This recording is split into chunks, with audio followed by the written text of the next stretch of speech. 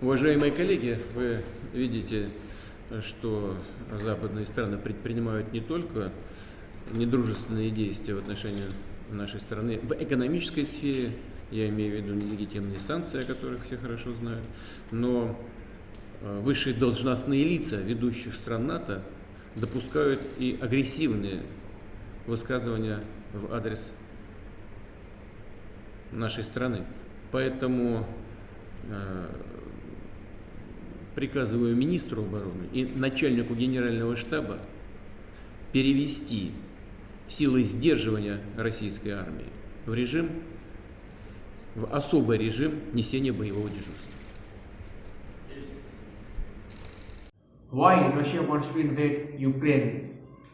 Russia has deployed its troops and tanks in the separatist areas of Ukraine. The situation have been worsening since last month.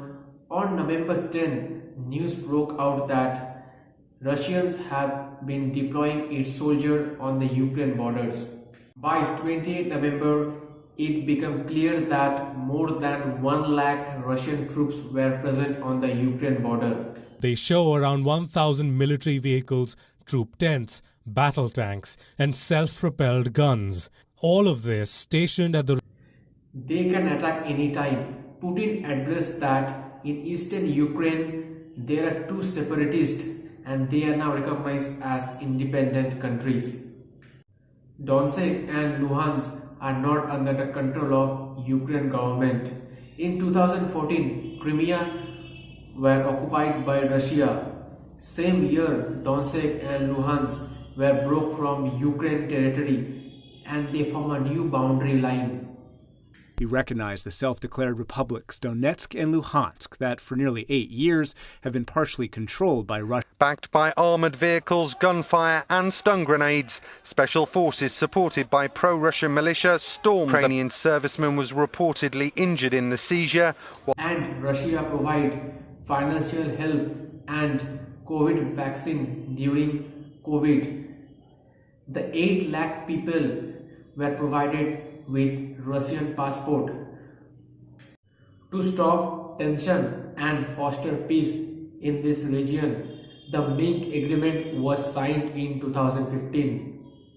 So let's see what is Minsk agreement. According to Minsk agreement, Ukraine government had to provide special status to this region. They had to acknowledge the government of the areas and it was promised no more weapons would be used. Putin said that Russia considered these areas as independent countries. He sent armies to these areas and now called it an invasion. Tonight there is worry that bloodshed is already beginning. Putin ordered a, quote, peacekeeping mission into Donetsk, and U.S. officials tell PBS NewsHour at least 1/3 of Russia's 150,000 plus troops on the border have already left their staging areas and moved to attack positions. That's documented by new satellite images. Putin has avoided Minsk agreement and threat is that Putin would not stop. European countries and USA fear that Russia would invade or capture Ukraine. After Soviet Union broke out, every 6 to 7 years Russia does such things. In 2008, Russia occupied some areas of Georgia. The region of Abkhazia and South Ossetia are under the Russian occupation. Moving on to Moldova, a country in Eastern Europe. A big chunk lies on eastern side is a separatist area called Transnistria. Let's look into the map how Russia has deployed its army. Black dots are the new troops that have been deployed for last few months. Russia has surrounded Ukraine from 3 directions. They are present in Crimea and Transnistria and Belarus too. No one knows Russia may move its army at any time and declare war on Ukraine. So many believe that Russia may reach Ukraine and capture capital Kiev. NATO have deployed troops in Romania, Bulgaria, Hungary and Slovakia, and Ukraine is not a part of NATO, and they will not provide any military support, but they have tried to help in other ways by providing advanced weapons and financial help. The US alone is sending 1,700 troops to Poland and a 1,000-strong unit to Romania. France wants to send soldiers to Romania as well.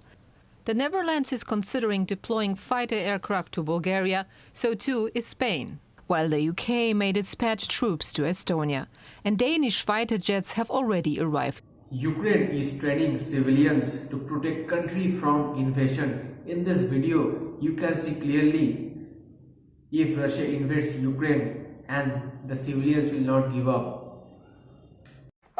On the brink of war, residents in Kyiv are preparing for battle. That U.S. intel assessment warning this city could fall in a matter of days in the event of a full-scale invasion by Russia. The potential toll immense. 25 to 50,000 Ukrainian civilians could die, and another 1 to 5 million may be forced to flee their country. Russia has threatened other countries. They would use nuclear weapon if other country interfere. The U.S. and its allies have coordinated a first round of sanctions against Russia. Many countries have declared economic sanctions against Russia. I'm announcing the first tranche of sanctions. These sanctions are a major step. And we hold further sanctions at readiness to be deployed. The U.S. and its allies coordinated a first round of sanctions against Russia over its troop deployment to breakaway regions of Ukraine. If Russia invades Ukraine, this would be the most devastating war in Europe since World War II. All of us know that what happened in World War II, and any sensible person would not want to repeat.